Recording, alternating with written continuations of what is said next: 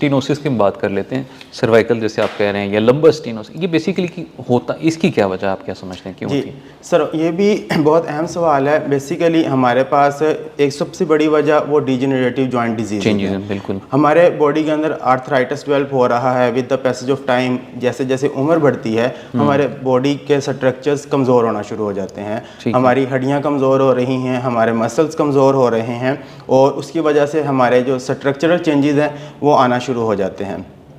अगर हम स्टीनोसिस की बात करें तो इसके पास हमारे पास 4 स्टेजेस होती हैं। सबसे पहले डिसफंक्शनल स्टेज, जिसके अंदर हमें पता नहीं चल रहा होता लेकिन हमारे बॉडी के अंदर चेंजेस आना शुरू हो जाते हैं और उन चेंजेस की वजह यही होती है कि हमारा लाइफस्टाइल, हमारी फिज़िकल इनएक्टिविटी, हमारी डाइट और हमारा उठने सोने का साइकिल, हमारा स्लीप वेक साइकिल, ये सारी चीज़ें डिटरमिन कर रही होती हैं कि हमारे बॉडी के जो स्ट्रक्चर्स हैं वो वीक हो रहे हैं। जब डिसफंक्शनल स्ट्रक्चर जो स्टेज है वो गुजर जाएगी तो उसके बाद नेक्स्ट स्टेज आती है जिसे हम डिहाइड्रेशन का नाम देते हैं। राइट। डिहाइड्रेशन में हमारे जो डिस्क है ये बेसिकली एक जेल लाइक स्ट्रक्चर है, उसके अंदर से वाटर ऊजिंग आउट होना शुरू हो जाता है, यानी कि वो स्ट्रक्चर्स जो डिस्क है उसका साइज़ कम होना शुरू हो जाता है।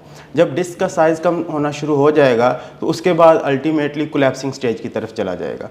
यहाँ वो बॉडी अपने स्ट्रक्चर्स को अडोप्ट करना शुरू कर देती है, जिसके अंदर स्ट्रक्चरल चेंजेस आना शुरू हो जाते हैं और जैसे जैसे स्ट्रक्चर चेंज होता चला जाता है तो उसके हमारे अल्टीमेटली जो स्पाइनल कैनाल है, जिसे हम हराम मगज़ कहते हैं, जो स्पाइनल कॉर्ड जिसमें से गुजर रही है, उसकी नैरोइंग होना शुरू हो जाती है, वो अंदर की तरफ से दबना शुरू हो जाती है।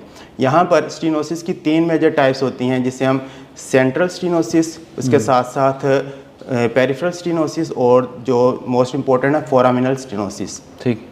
यानी कि 3 तरह के सुराख हैं हमारी रीढ़ की हड्डी में, हमारी स्पाइन में, तो वो तीनों जगह पे कहीं पे भी नर्व के ऊपर प्रेशर आएगा, वहाँ पे वो जो तंग सा रास्ता है, गली है, नैरोइंग होना शुरू हो जाती है और जैसे जैसे नैरोइंग होगी और उसकी वजह से मरीज़ को अलामात ज़ाहिर होना शुरू हो जाती हैं। सबसे बड़ी वजह जो जहाँ सबसे बड़ी अलामत होती है वो कमर दर्द रहती है और इसके साथ में वो कमर दर्द लोकलाइज्ड हो सकती है कि कमर के निचले हिस्से में, या इसके साथ साथ वो कमर दर्द के साथ ट्रैवल करना शुरू कर देती है। रेडिएटिंग पेन होना शुरू हो जाती है, मरीज़ को अपनी एक टांग में या दोनों टांगों में दर्द रहती है। इसके साथ में मसल्स वीक होना शुरू हो जाते हैं और उनको अपनी या जिसे क्रैम्प्स पड़ना शुरू हो जाते हैं। कड़ल पड़ना, मरीज़ कहता है कि मैं चलता हूँ तो मुझे दर्द होती है। ऐसे मरीज़ों की सबसे अहम बात होती है कि हम उनसे हिस्ट्री लेते हैं और हिस्ट्री से हमें पता चलता है कि इनका लाइफस्टाइल किस तरह का है, इनको कोई कोमॉर्बिड कंडीशन तो नहीं चल रही। अक्सर डायबिटिक पेशेंट्स के अंदर ये बहुत ज़्यादा कॉमन होता है। ठीक है,